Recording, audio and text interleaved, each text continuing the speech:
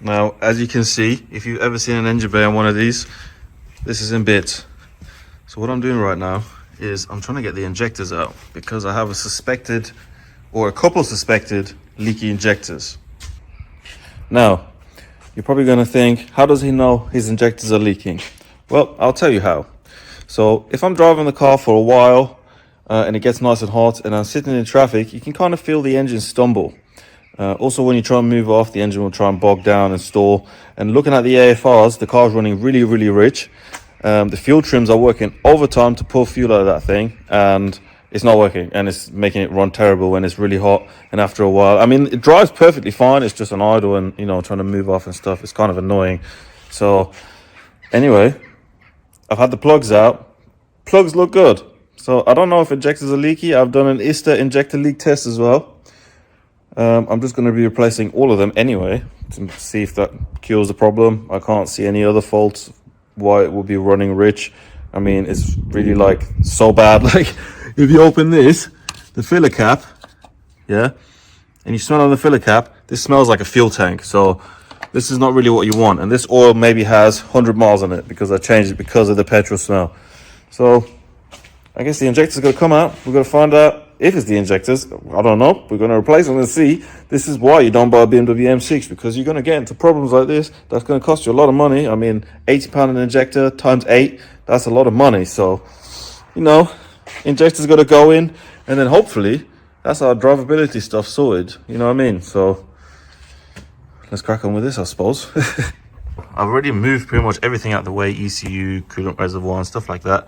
Plugs have already been out. I've already looked at those.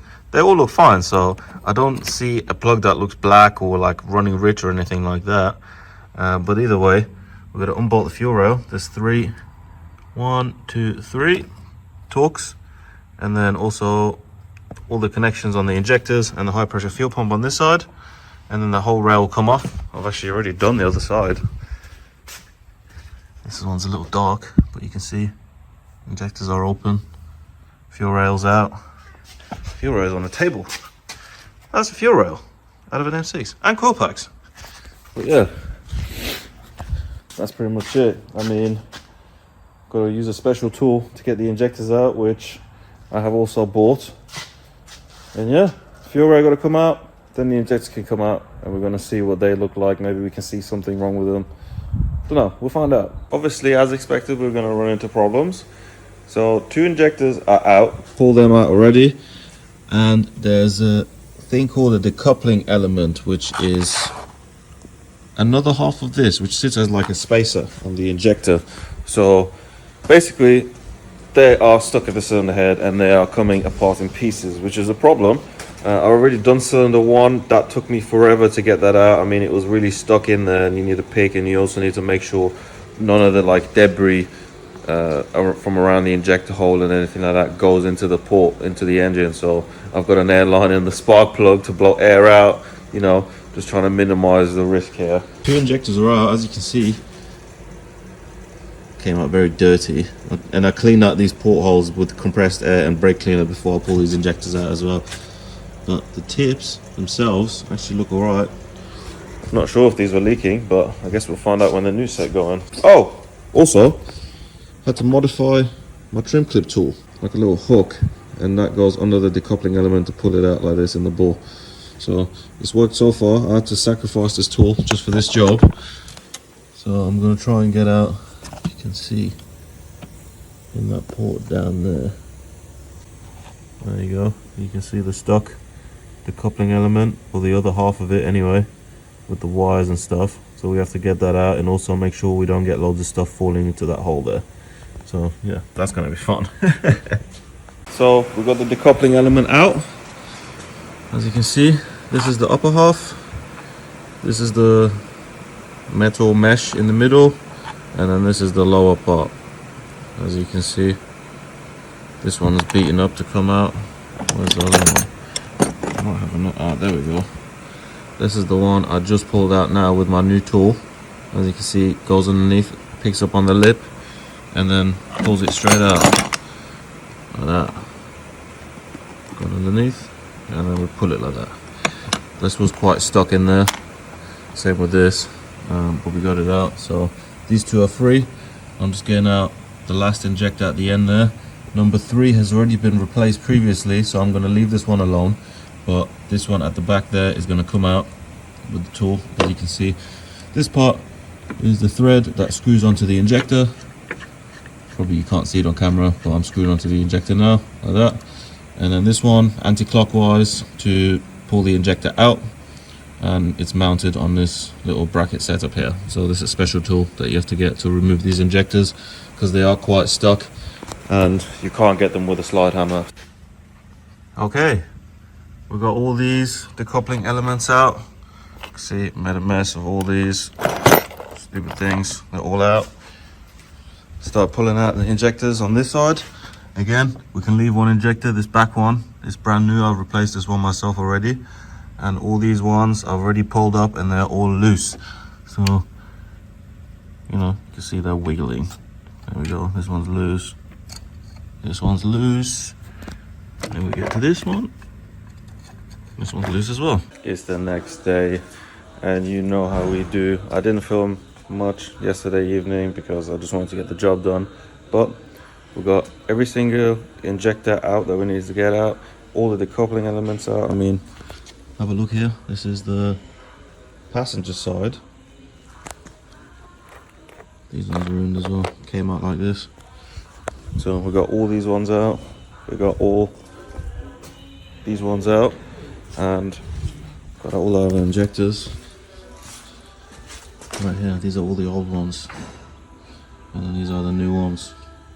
So I've just wrapped these tips in some electrical tape really tight to compress the Teflon seal a little bit. We also have new decoupling elements from BMW for all the injectors. So these are pretty much ready to go in. I'm just going to slap the decoupling seals on and then put them in. Now we're buttoning things up. Got the injectors back in, fuel rails back in, everything going really smoothly. To install the injectors, all I used was these hold down brackets, put them on and then tighten the bracket and give the injectors a couple taps. They slide perfectly into place. As you can see, fuel rails back on. Just got to put the 3 mounting bolts at the bottom there, but all these are fittings are hand tight, they're proper. Passenger side, it's already completely bolted on. Fuel rail, you can see the bolts down there, 3 bolts, and then bolted onto there. All the injectors in smoothly on that side as well. So I'm just going to go ahead and get that rail finished off, get all the wiring and stuff, top back on, coil packs in, everything plugged in, and pretty much, yeah, we're almost done. So I'm going to throw it back together, and then I'm going to check in with you guys when I program the injectors, because I did take notes of all the numbers. If you're doing this yourself, you want to make sure you have ISTA so you can program your injectors. And when you get your new injectors, you're going to see a number like this, a 3-digit number. You need to note that down for every cylinder, every injector, because you need to match the flow rate and program it into the ECUs on the car.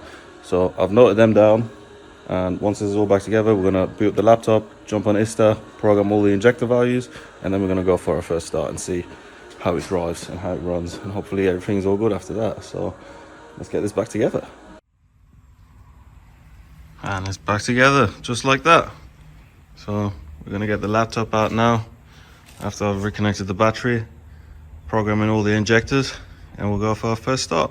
Okay, now we're in ISTA. We're going to click on vehicle management, service functions, engine electronics, adjustment functions, and then here adjust injectors. So this is what we want to click. It's going to come here. We add this to our test plan by double clicking. Yes, I know. There we go. We're going to go through here, and it pretty much is self-explanatory. You just enter new values, you listen to what this says, and that's it, job done. So I'm going to carry on with that now, program all the injectors in. We're going to read it from DME1, and these are the values that we've currently got, and we're going to alter these now. Click continue. Enter new adjustment values.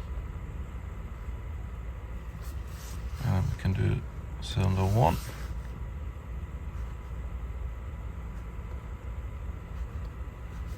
There we go. And now we're gonna add all the new numbers in that we noted down, and I'm gonna do that for every cylinder, and then we're gonna save it, and that's it.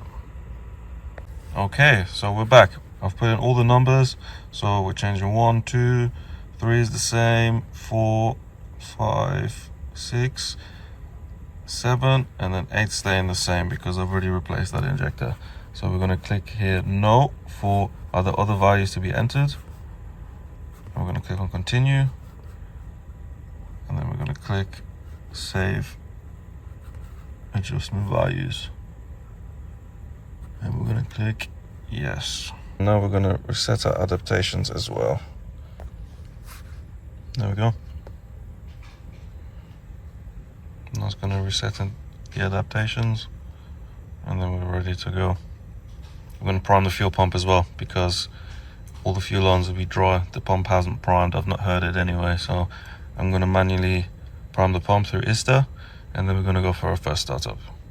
And we are live. We're running. Very smooth. Just looking at the logs. Well, not logs. Looking at some live data. The AFR there. Making sure everything is good there. And yes, it's looking good so far. Reset all the adaptation and everything, so the engine's got to learn how to run. And I think we're on to a winner.